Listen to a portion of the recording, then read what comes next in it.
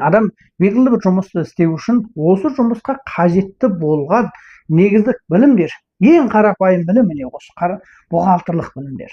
Дүкен ашып жұмыс жүргізуде көптеген маңызды түйіндер бар.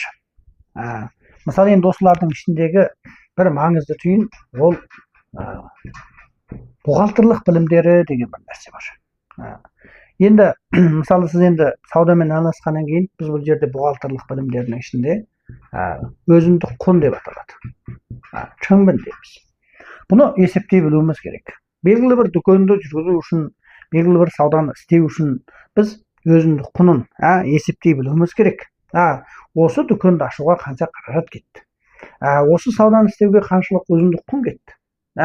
Соны істегеннен кейін біз бұл жерден енді екіншісі лирон деген дүние бар. Пайда дейді.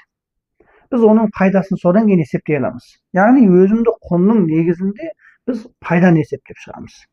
Одан кейін бұның ішінде енді шығын деген дүниелер болады. Шығын.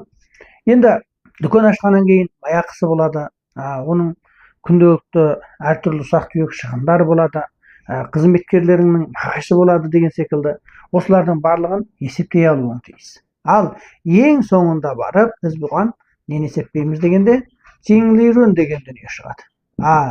Ең соңында таза пайданы есептей аламыз. Яғни сен осы үш түрлі дүниені дұрыс есептей алмасаң, таза пайданы мәңгі есептей алмайсың. Бізде жаңа көптеген дүкен иелері жұмыс бастайды.